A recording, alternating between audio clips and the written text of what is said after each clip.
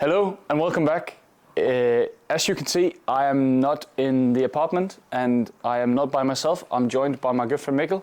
Mikkel, you're going to meet a bit later on in the videos because he's also helping on with the renovation. But why are we not in the apartment, Mikkel? Where are we? Yeah, that's a great question. We are in Spain, southern Spain. We're here to, well, with some friends. Some of the friends are going to run a marathon, which is very exciting. Yeah, and the marathon is tomorrow. Tomorrow, yes. I won't be running, so I'll be editing this video instead. But you are 5 of you that will be running the Malaga marathon here in Spain. So that's just setting the scene. Just to be very, very transparent, this is not the apartment. I think people can see that. Unfortunately not. Yeah, otherwise things have taken a turn for the nicer. But we're here to do a bit of a small question special. There might be some unaddressed questions that you might be looking at as a viewer. Mikkel, you have a few questions.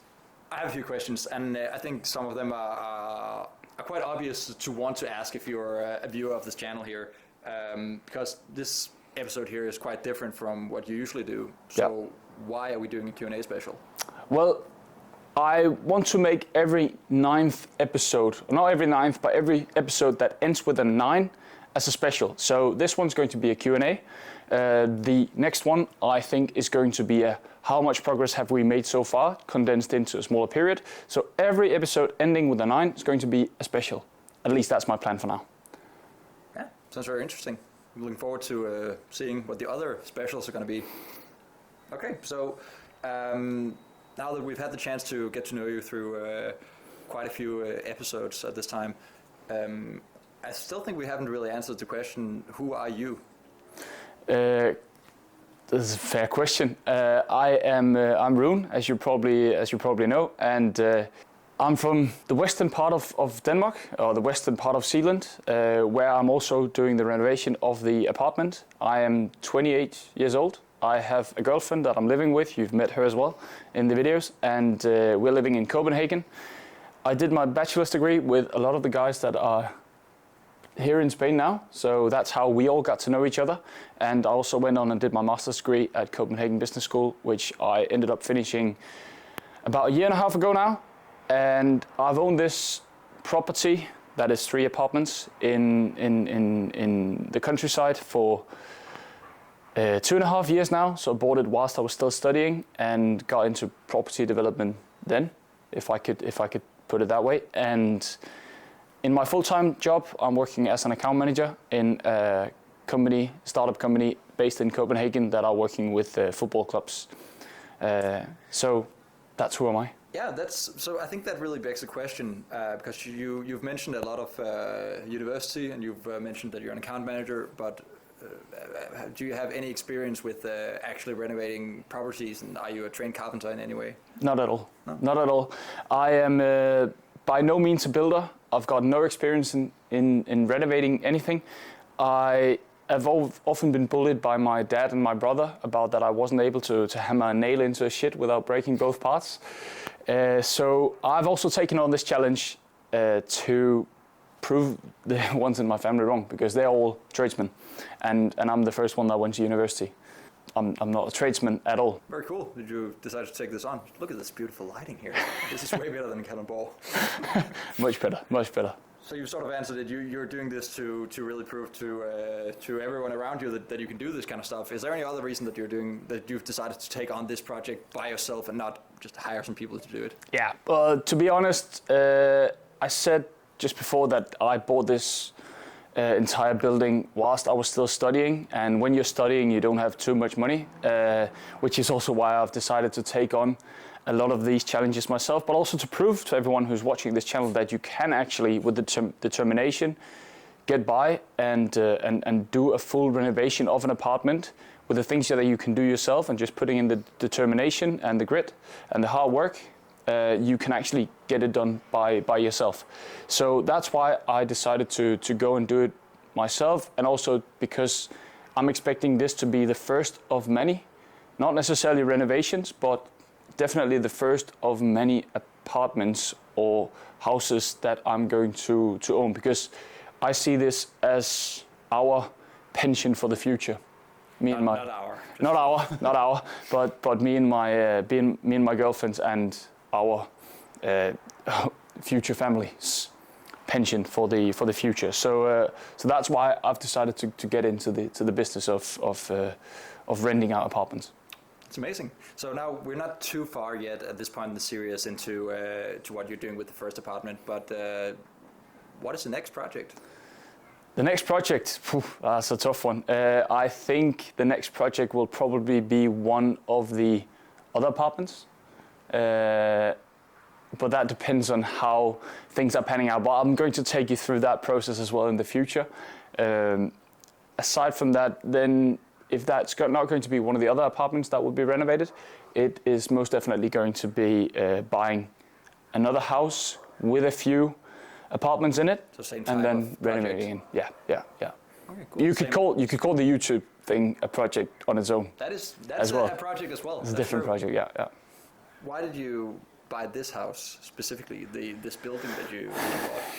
The reason why I bought the house that you've seen quite a few times now was because it was of a size where I could get going with owning a property with a few apartments in. I was previously looking at another property that had only 2 apartments in, and I actually did put in an offer for that one, but that was turned down. And then this one came up as an option, and it was a bit more expensive, but it had 3 apartments, and I saw it had great potential to get going. And I was fortunate enough to get the bank to approve that I could go and buy it. So that's why I ended up going for this one. It is in an area that is literally 500 meters down the road from where I went to primary school.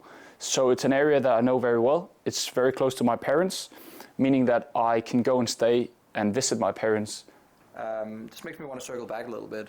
This is clearly, these projects are projects that you're taking on for financial reasons, for lots of interesting reasons that you want to do these projects from a business point of view. Mm-hmm. But why did you decide to document it all on YouTube? Interesting question. The reason why I am documenting all of it is a bit egoistic, if I could put it that way. That is because I want to be able to look back at it in 10 years' time and in 25 years' time or 50 years' time and actually prove to myself, to my future self, how I was able to get started with this. But I think it's also a very good way of documenting the entire process and seeing how the project turns out all along. I think I also write in my bio that I'm on a journey to actually create better living conditions for the people that are from the same area that I'm from, and I want to give back in that way. So that is connected to that question. And just a little bit again back to the actual building that you bought first. Just gonna ask you very bluntly, how much did you pay for it? I paid in Danish crowns 1,650,000 for the entire building, and it was actually listed at 1.7, but I paid a bit less, and then I was able to knock off a bit more because I had a surveyor out that came and looked through the entire building, and we did discover some things that needed to be fixed. Some of them are still to be fixed. You'll see that in other renovations. But that's how much I paid for the apartment, for the entire building, and it came with 3 apartments, so it's a total of 297 square meters. The building itself across 3 floors, so you've got the ground floor, first floor, and second floor, and I think the entire land is about 1,000 square meters in total, roughly, and then it has 3 garages outside. And each of the apartments have a designated small shed or outside space where they can have their storage. And then it also has a lawn, if I could put it that way, or a yard that is separated into 3 individual plots where each of the tenants actually have a space that they can go out and enjoy. I was about to say the Danish weather, but you can only enjoy that 3 months a year, 4 months if you're lucky. I have another a little bit more detailed question, which I really hope that you have a detailed answer to this one. And then I think we have a few sort of quick fire questions after that. Right. So at this point in time, I think we've all been introduced to the concept of mold in your videos. Yes. How have you ensured and how are you going to ensure that there will be no more growth of mold in the future? I think it really comes down to the outside of the building being secure, that you don't have water coming in from the outside or moisture coming in from the outside. The smoke shaft that you've already been introduced to quite a few times, that one clearly had a leak from the previous owner, not necessarily saying that it was his excuse, or his fault, but it definitely had an issue there. I'm going to patch that. That is going to come in one of the next videos that I'm going to do. Going to patch it from the outside, where I take off the roofing plates, installing a new membrane, and putting the roofing plates back on to ensure that there's no more water coming in, so that we can rebuild up the smoke shaft. Different story in terms of mold growing from beneath, if I can put it that way. As I said, I had the surveyor out, and we were looking at one of the other apartments that had signs of mold growing in that one. And what I've done there is I've actually digged a trench all around the entire house. So I've done that not on camera, not on anything, but I've done that over the past year and a half, where we dug 1/2 meter trench, and then we, insulated from the outside the foundation of the house with some flamingo material, meaning that when the rain hits the wall, it runs down to a small piece of metal that takes it outside of this flamingo material, and then down to the trench that we dug, and into a water system that takes it all the way down to the drainage. So now the building itself is not soaking up any more moisture from the ground, which it was previously, which I've also already noticed has created a big change of the climate inside of the house. So that is how we're going to seal it from the outside. Okay, so short answer, you're going to make sure that the house is properly sealed and it's not going to soak moisture. Yes. Cool. Yes. I'm sure you'll see that in another video, how exactly this whole process that's just been described is being done.